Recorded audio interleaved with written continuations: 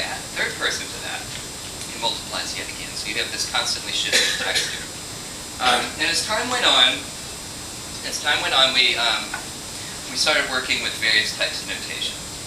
I started experimenting with graphic notation, which has some history in middle 20th century classical music. And I'm going to show you a little bit of that.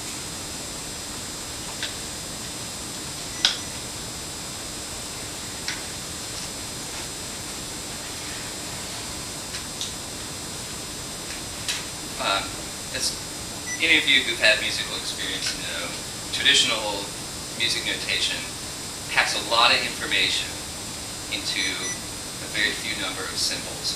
There's a lot to take in. So I started working with a system of blocks, or a grid, essentially a grid. And so I usually group them in pairs. This first block would be 2 measures of music. Okay? It plots out time, and I simply write the note that is played in the appropriate block.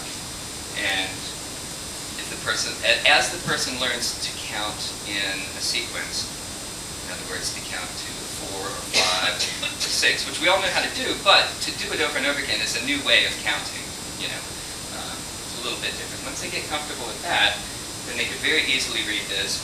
It does not give register, for example. It doesn't tell you which G on the piano. So in that sense, it serves as more of a mnemonic. It's a reminder. As we practice, they memorize many details. That this is a reminder of the basic information. Now, I will also use, in cases where it's counterintuitive, I will use arrows that go up to indicate a higher register, arrows that go down to indicate a lower register. And that helps cover that information if it's unclear. Now I can put, borrow yours for a second. I can get a lot more information in there as well if I need it.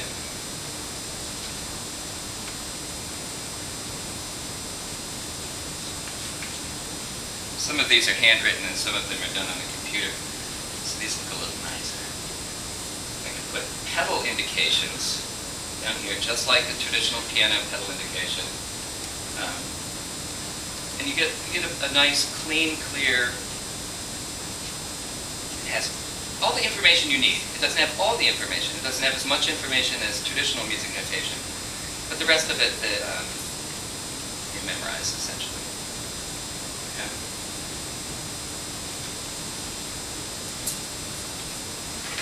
Everybody works in different ways. That doesn't work for everybody.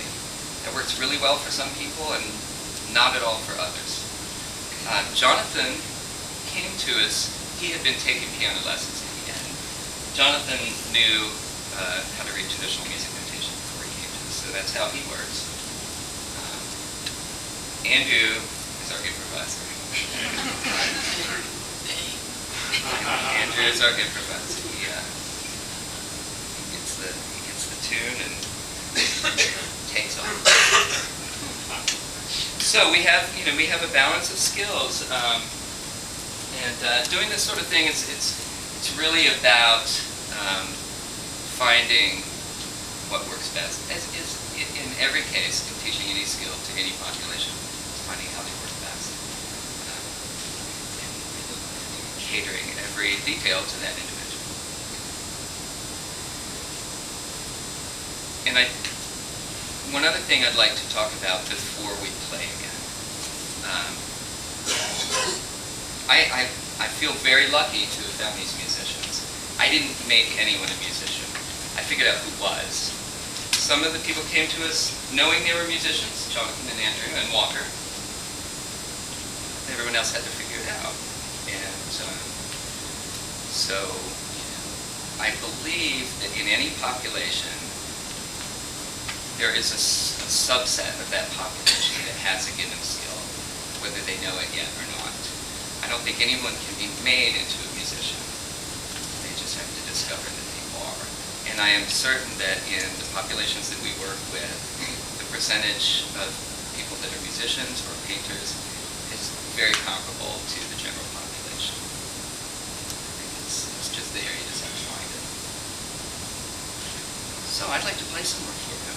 And then let you have to ask some questions. So I have parched you.